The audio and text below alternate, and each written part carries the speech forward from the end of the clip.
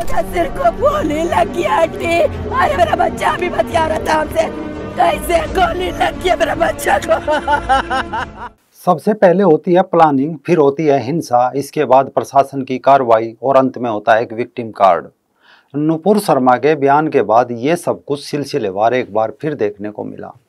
अगर आप भी आफरीन फातिमा के बयान और उसके बाप के टूटे हुए मकान को देखकर द्रवित है, रांची में 2 मुस्लिम युवकों की पुलिस की गोली लगने से आहत है, सैड म्यूजिक पर रोते बिलखते परिवार देखकर गुमसुम है, तो अपनी संवेदना को किक करिए, सच्चाई समझिए। ये सच्चाई है एक मनोवैज्ञानिक गेम की, जिसे पहले दंगाई बड़े अच्छे से खेलते हैं और बाद में मीडिया का एक धड़ा बड़े अच्छे से परोस देता है। नमस्कार दोस्तों, रंग दे बसंती देखना शुरू कर चुके हैं आप। मैं हूं राजीव चौधरी। रांची में हिंसक दंगे के दौरान एक घायल पुलिस के जवान का वीडियो वायरल होता है, जो रोते हुए कहता है, सर फोर्स भेज दीजिए। इसके बाद पुलिस की कार्रवाई होती है और पुलिस की गोली से 2 दंगाइयों की मौत होती है। फिर अगले दिन संवेदना का गेम शुरू होता है, जब ये खबर आती है कि रांची हिंसा, मेरे इकलौते बेटे का क्या कसूर था, उसे क्यों गोली मार दी गई। हेडलाइन के नीचे लिखा था, 15 साल का मुदस्सिर आलम के सिर में गोली लगी थी। वो अपनी माता पिता की इकलौती संतान थे।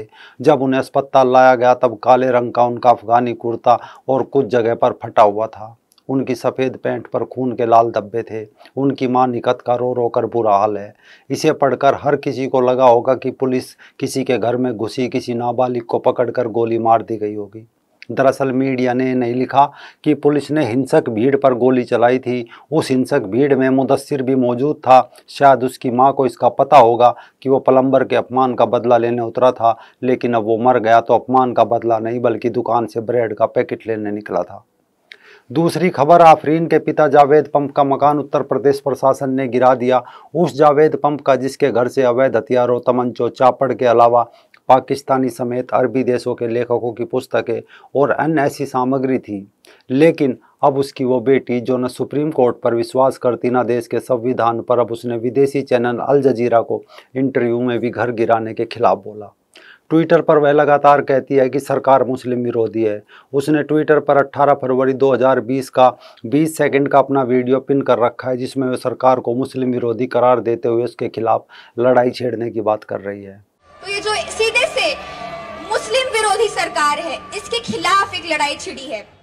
लेकिन ये सब मायने नहीं रखता। मायने रखता है विक्टिम कार्ड, मायने रखता है संवेदना का कार्ड, भावनाओं की भभूत, सैड म्यूजिक के साथ आंसू और कैमरे से कई एंगल से लिया गया टूटता मकान। कुछ ऐसे जैसे मकान भी मासूम लगे, इस तरह जैसे मकान को दर्द हो रहा हो, उसे खरोंच आ रही है, उसकी गर्दन तोड़ी जा रही है, वो बेबस मकान चिल्ला रहा हो, लेकिन जालिम अधिकारी उस मकान पर तरस नहीं खाते, उसकी बेबसी पर हंस रहे होते हैं और अंत में एक हंसते खेलते मकान की हत्या कर दी जाती है। आहा, कितनी दर्द भरी दास्तान है उस मकान की। कैसे निरंकुश सरकार ने उस अबला बेसहारा मासूम मकान को जमींदोज कर दिया। ये आज से नहीं, बहुत पहले से है। ये सिस्टम है एक संवेदना पैदा करने का सिस्टम। ये ऐसा है जैसे दंगा करने वाला मासूम लगे और उसे रोकने वाला पुलिस बल जालिम लगे। इस मामले को समझने के लिए थोड़ा सा फ्लैशबैक में चलिए। कुछ समय पहले राजधानी दिल्ली में हुए सांप्रदायिक दंगों में पुलिस के जवान सहित 53 लोगों की मौत हो गई थी, जबकि सैकड़ों लोग घायल हुए थे। लेकिन बीबीसी ने अपनी रिपोर्ट में उस दंगाई भीड़ का जिक्र नहीं किया, जिसने दिल्ली पुलिस के हेड कांस्टेबल रतन लाल और आईबी कर्मचारी अंकित शर्मा की निर्मम हत्या की थी। डीसीपी पर हमले का कोई जिक्र नहीं किया गया। हिंसा में 287 मकान जले, 79 घर खाक हो गए, 327 दुकानें जली, 422 लोग घायल हुए, 53 लोग दंगे में मारे गए। उनका जिक्र नहीं किया, बल्कि बीबीसी ने दिखाई 2 जली हुई मस्जिद, एक टूटी हुई मजार, एक रोता बिलखता भूरे खान और हिंसा को नया रंग देने के लिए बिखरी इस्लामिक किताब। बीच में कई बार कोशिश करी, भाई आग लग रही है, 101 पे फायर के लिए भी फोन करा। कहाँ से बोल रहे हो? मैं जी पीर बाबा बाजार बसंतपुरा, यहाँ पर कॉर्नर पे फर्स्ट प्लॉट है सर, अब 603। ये स्टोरी इस तरीके से चलाई जाती है, किसी को पता भी नहीं चलता, उसे दंगाई मासूम लगने लगते हैं, जिसमें कोई शबाना रहमान कह रही होती है कि मेरे घर को आगजनी करने वालों ने जला दिया, मेरे बच्चों का भविष्य क्या होगा। घर से अपने बूढ़े वालिद के लिए पार्ले का बिस्किट लेने निकले मासूम जाहिद को किसने मारा। जाहिद नहा धोकर नया कुर्ता पहनकर बोला था, अम्मी मैं नमाज पढ़ के आता हूँ, लेकिन अभी तक नहीं लौटा। फिर क्वेश्चन मार्क के साथ लिखा होता है, नमाज पढ़ने के लिए जा रहे जाहिद पर हमला किसने किया। हालांकि दिल्ली दंगे के समय बीबीसी द्वारा इस एक तरफा और भड़काऊ रिपोर्टिंग के कारण सरकारी प्रसारण एजेंसी प्रसार भारती के सीईओ शशि शेखर वेम्पति ने बीबीसी को जमकर लताड़ लगाई थी। लेकिन लगाते रहो लताड़, उनका काम हो गया था जो वो काम वो चाहते थे, यानी हिंसा करने वाले धड़े को विश्व भर में मासूम दिखाना और लूटने वाले हिंदुओं समेत दूसरे वर्गों को सांप्रदायिक दिखाना। जबकि ताहिर की छत से जिस तरह पेट्रोल बम लोगों पर फेंके गए, गोलियां चलाई गई, छत से पत्थर बरामद हुए, वह साफ जाहिर करता है कि नफरत की भट्टी में जला ताहिर दंगा करने की पूरी तैयारी के लिए बैठा था, लेकिन इसके लिए भी जैसे ताहिर नहीं बल्कि हिंदू ही दोषी हो। जबकि उस दौरान उमर खालिद ने मुसलमानों से कहा था कि अमेरिका के राष्ट्रपति ट्रंप के आने पर वे सड़कों पर आए और इंटरनेशनल मीडिया को दिखा दे कि भारत में मुसलमान प्रताड़ित है, सुरक्षित नहीं है। फिर जामिया मिलिया इस्लामिया में आम आदमी पार्टी के नेता अमानतुल्लाह खान का भड़काऊ भाषण सामने आता है जो कहता है कि ट्रिपल तलाक तो मोदी ने समाप्त कर दिया, अब दाढ़ी टोपी और अजान भी समाप्त कर देगा, मुसलमानों सड़कों पर आ जाओ। उसके बाद शरजील इमाम का देश को परमानेंटली काटने का बयान आता है, हिंसा होती है और बाद में क्या दिखा जाता है, भूरे खां का रोते बिलखते वीडियो। उसे संवेदना की चादर उड़ा दी जाती है। मुस्लिम पीड़ित है, डरे हुए हैं, इस्लामोफोबिया है।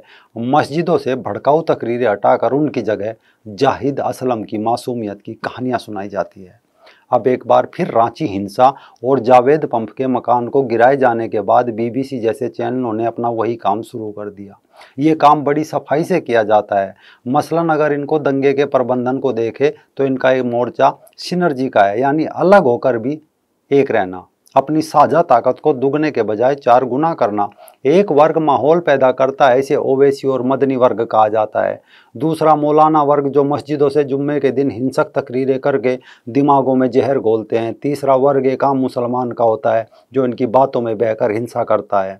जब हिंसा हो जाती है तो प्रशासन कार्रवाई करता है। फिर चौथा वर्ग सामने आता है जिसमें पूर्व उपराष्ट्रपति तक लेकर मीडिया और कथित एक्टिविस्ट होते हैं जो संवेदना की गठरी खोलकर विश्व भर में रोना रोते हैं। यानी सड़क पर नमाज पढ़ेंगे और कोई एम्बुलेंस जाना चाहे तो मुसलमान कहेंगे ये तो हमें डरा रहा है, मारने की साजिश है। ट्रिपल तलाक हटा दे तो मुसलमान डर जाता है। याकूब मेनन को फांसी दे दो तो मुसलमान डर जाता है। बुरहान वानी मारा जाता है तो मुसलमान डर जाता है।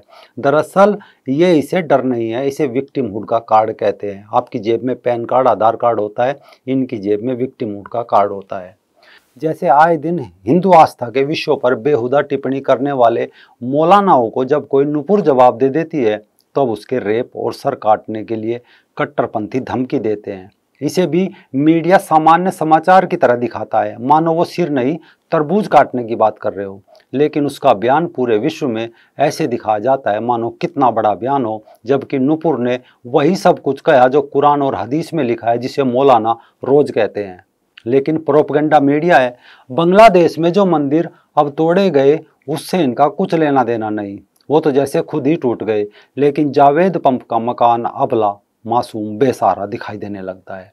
इसलिए तमाम वामपंथी मीडिया द्वारा दिखाई जाने वाली अब्दुल के दर्द की दास्तान और गरीब मुदस्सिर की मां की दर्द भरी कहानी, जावेद पंप के टूटते मकान से अगर आपकी संवेदना जाग गई हो तो उसे वापस थपकी देकर सुला दीजिए और छुट्टी पर गई अपनी तार्किकता और व्यवहारिक बुद्धि को व्हाट्सअप कर दीजिए कि छुट्टी खत्म हो गई, वापस आ जाए।